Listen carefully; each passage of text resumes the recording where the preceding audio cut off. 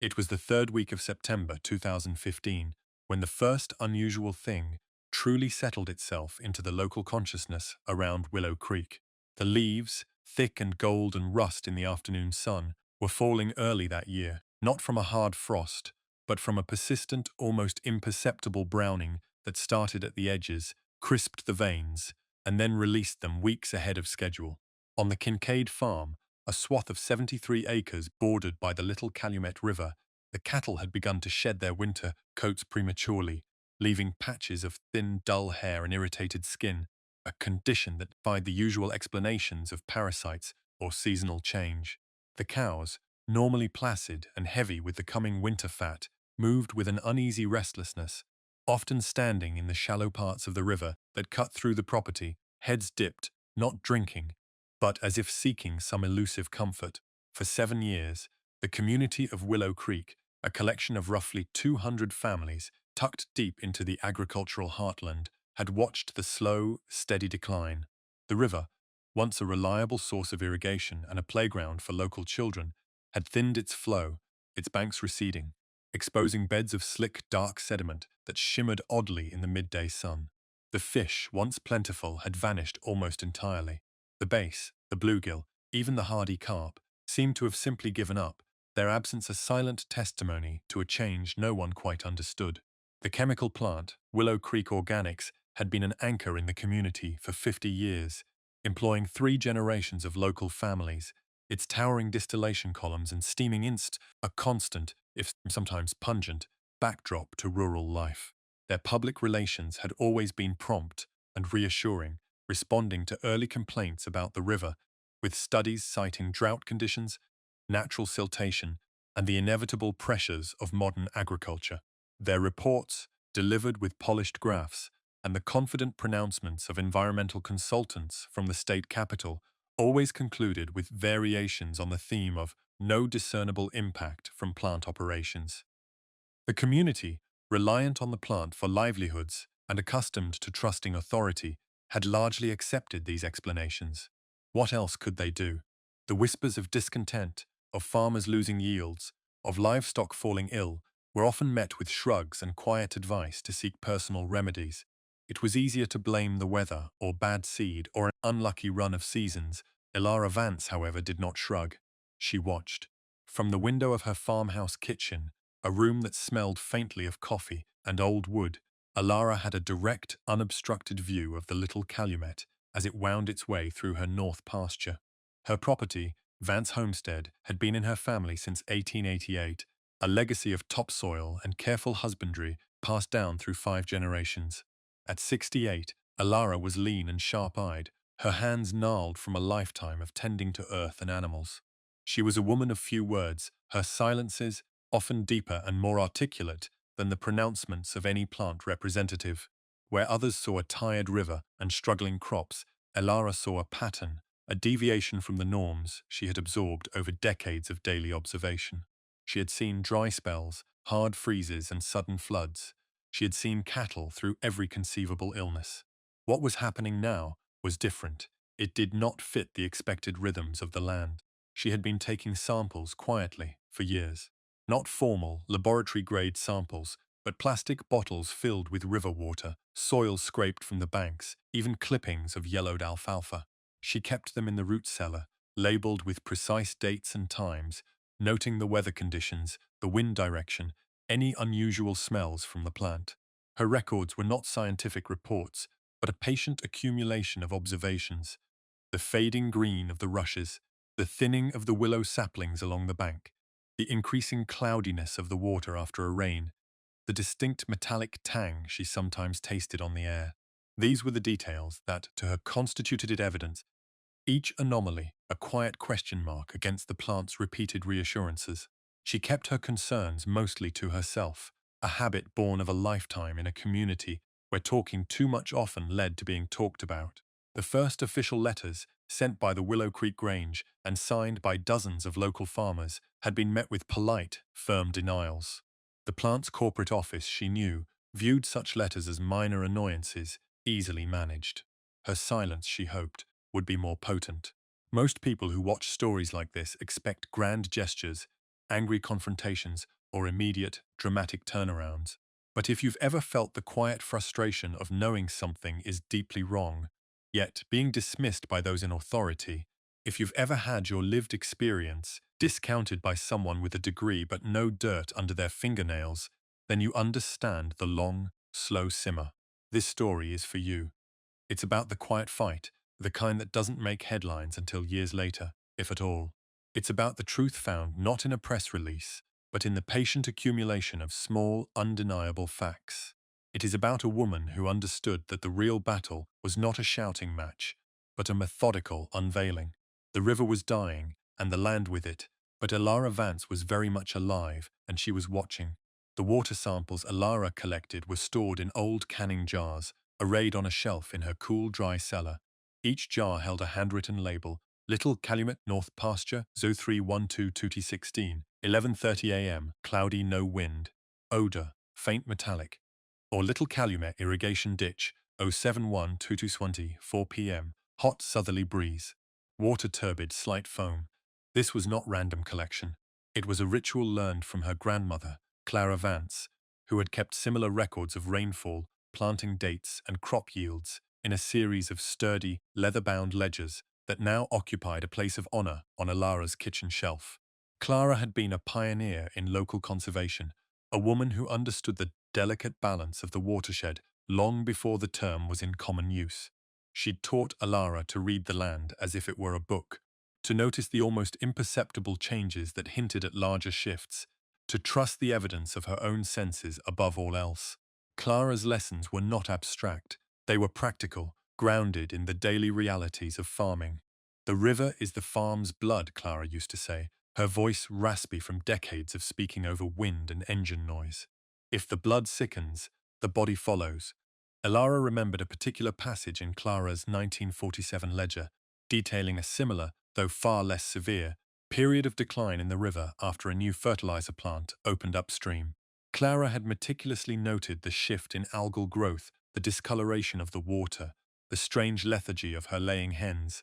She had corresponded with the local agricultural extension, writing precise, almost clinical letters, until the plant eventually, quietly adjusted its outflow. Elara carried that legacy, not as a burden, but as a blueprint. Her grandmother's meticulousness was not a quirk. It was a methodology. Over the 7 years, Elara documented more than just the river. She kept detailed logs of her cattle's health, cross-referencing them with her water samples. The increasing incidence of unexplained lameness, the lower birth weights in calves, the persistent respiratory issues that veterinary antibiotics seemed unable to resolve. These were not random misfortunes. They were threads in a pattern. Her yields in the fields bordering the river had declined by nearly 30% for her corn and soybean crops, despite consistent fertilization and crop rotation practices that had worked for generations. The soil tests she sent to the State University's agricultural department consistently returned normal results for major nutrients, but hinted at unexplained micronutrient imbalances. These reports, however, always ended with a boilerplate recommendation for more conventional solutions: adjust pH, increase nitrogen, rotate cover crops. They never suggested that the problem might originate beyond the fence line.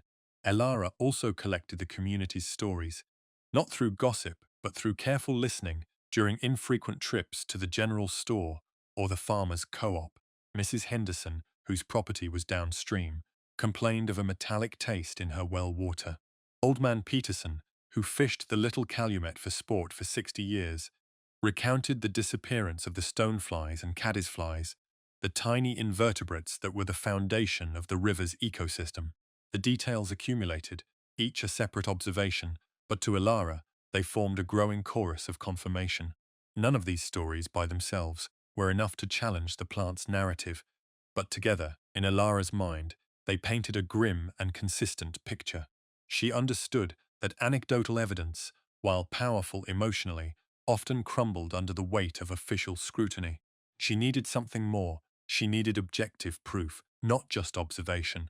One frigid November afternoon, after retrieving a set of particularly cloudy samples from the river, Elara drove her pickup, a beat-up Ford F-150 with over 300,000 miles, to the county seat, some 20 miles distant.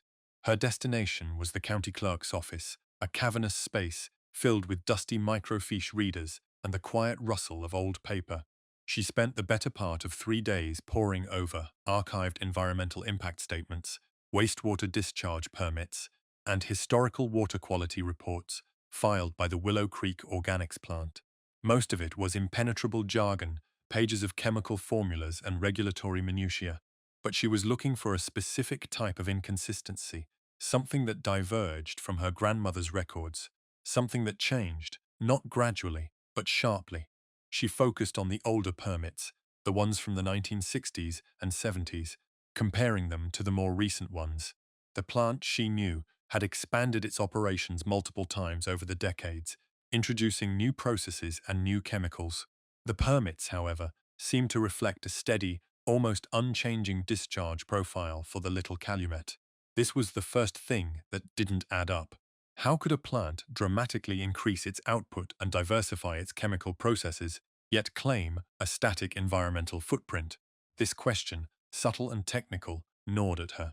She recalled Clara's scrawled notes on a new discharge pipe installed by the fertilizer plant in the 1950s, meticulously sketching its location and estimating its flow.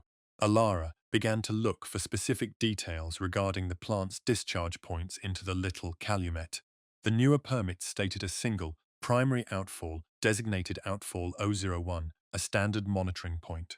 But Ilara remembered, vaguely from her childhood, the existence of another, smaller pipe, partially obscured by dense brush, that used to empty directly into a tributary creek feeding the Little Calumet, further upstream on the Vance property. She asked around, gently at the co-op. Old man Peterson remembered it. Yeah, used to be a pipe there. They called it the cooling water line, I think. Haven't seen it in years, though. Figured they took it out. But Elara hadn't seen any permits for its removal, nor any mention of its historical existence in the more recent documents. The more she dug, the deeper the inconsistencies became, revealing a landscape of convenient omissions rather than outright lies. The plant wasn't lying. It was simply not telling the whole story, and the authorities had stopped asking the right questions. The accumulation of Elara's meticulously gathered data, the labeled canning jars in the cellar, the cattle health records, the declining crop yields, the community anecdotes, and now the vague but persistent inconsistencies in the archived environmental permits began to form a compelling, if still circumstantial, case. She had identified the thing that didn't add up. The stated lack of change in the plant's discharge profile, despite its significant growth and diversification over 2 decades, coupled with the community's collective memory of an unacknowledged outfall. This implied either a historical oversight that had become standard practice or a deliberate omission that had simply gone unchallenged. Her next step was to engage with official channels, but with a different strategy than the initial collective pleas that had gone nowhere. She started by scheduling a meeting with the local representative from the Department of Environmental Quality, DEQ, a young man named Mark Tillman, fresh out of university and eager to make a good impression. She brought only her most recent water samples and a concise summary of her crop yield data. Tillman, a clean-cut man in a crisp shirt, listened politely, nodding along as Elara presented her case, her voice even, her language plain and factual. He spoke of budget constraints, of rigorous testing protocols, of the plant's consistent compliance record. Mrs. Vance, he said, tapping a pen on his pad, we conduct quarterly audits of Willow Creek Organics. Their discharge permits are in good standing. Their samples consistently show concentrations well within acceptable limits for all regulated substances. Elara met his gaze. Mr. Tillman, she said, her voice quiet but firm, my understanding from public records is that Willow Creek Organics maintains one primary permitted outfall, labeled Outfall 01, which discharges directly into the Little Calumet River downstream of my property. Is that correct? Tillman nodded, a slight frown creasing his brow. Yes, that's correct, Mrs. Vance. That's our primary monitoring point. Alara paused, letting the silence hang in the air. And what about the secondary outfall, the one that discharged cooling water and processed effluent into Miller's Creek, upstream from my land for over 20 years before it was decommissioned? Tillman blinked. Miller's Creek? I'm not familiar with any secondary outfall to Miller's Creek, Mrs. Vance. Our records only indicate outfall 001. He shuffled through his binder, his confident posture wavering slightly. I'm sure if there was another outfall, it would be in the current permits. Elara simply shook her head. It's not in the current permits, Mr. Tillman. It's not in any permit I could find after 1998. But it was there. My grandmother recorded its installation in her logs, and its approximate flow rates. It used to be visible, just off the old maintenance road, before the brush grew over it. It fed directly into the tributary that joins the Little Calumet at the north end of my property. Her question wasn't about current compliance, but about historical fact, about an omission. It was a surgical incision into the neat, official narrative. It was the thing that didn't add up, brought directly to the man responsible for oversight. Tillman, visibly uneasy, promised to look into it. He knew instinctively that if a significant discharge point had simply vanished from the regulatory radar, it represented a monumental oversight, not just for the DEQ but for the plant itself. Elara had not accused, she had simply inquired, but the implication was clear. Her question, simple and direct, had exposed a blank space in the official records, a forgotten stream of effluent that could explain years of unexplained environmental degradation. It was the crack in the facade, the single point of leverage she had patiently sought for so long. She left Tillman's office not with triumph, but with a quiet sense of purpose. The ball was now in their court. They would have to find the answer. The internal investigation at the Department of Environmental Quality, prompted by Elara's quiet but precise query, unearthed a forgotten historical record from 1997, a minor amendment request filed by Willow Creek Organics for temporary redirection of outfall 002 cool water, flow into outfall 01 for maintenance purposes, anticipated duration 6 to 8 weeks. Outfall 02, as it turned out, was the Miller's Creek line. The temporary redirection was never reversed. The maintenance purposes extended indefinitely. The paperwork was simply never updated. The temporary became permanent by bureaucratic inertia, not by design or malice. This small administrative oversight, a series of unchecked boxes and unverified reports, snowballed into 7 years of unmonitored environmental impact. Outfall 02, originally designed for cooling water, had, over the decades, been incrementally repurposed. As the plant diversified its chemical production lines in the late 1980s and early 1990s, the cooling water line began to carry trace amounts of process wastewater, effluents, from cleaning cycles, minor spills, and reactive byproduct washes. These were not the high concentrations of regulated chemicals found in the primary outfall 001, which was meticulously filtered and treated. Instead, outfall 002 carried a dilute but continuous flow of a specific class of polyether polyols, compounds used in the production of flexible foam. While individually below hazardous thresholds, their cumulative discharge into the much smaller, shallower Miller's Creek and subsequently the Little Calumet created a persistent, low-level contamination. The polyether polyols themselves were not acutely toxic.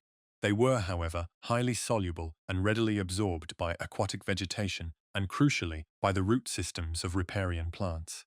Over time, these compounds interfered with nutrient uptake in the plant life along the riverbanks, causing the premature leaf drop Elara had observed, the thinning of the willow saplings, and the reduction in the overall vigor of the alfalfa and corn near the water's edge. For the fish, the low-level chemical presence disrupted gill function and reduced oxygen absorption, leading to their gradual disappearance. For the cattle, ingesting water contaminated with these compounds over years led to chronic inflammation, particularly affecting joints and respiratory systems, explaining the lameness, the dull coats, and the persistent coughs that had stumped local veterinarians. The effects were subtle, insidious, and slow to manifest, mimicking natural stressors and making them difficult to diagnose in isolation. The thing that didn't add up was precisely this. The plant's official discharge reports, focusing solely on outfall 001, provided a clean bill of health for the chemicals it was explicitly monitoring.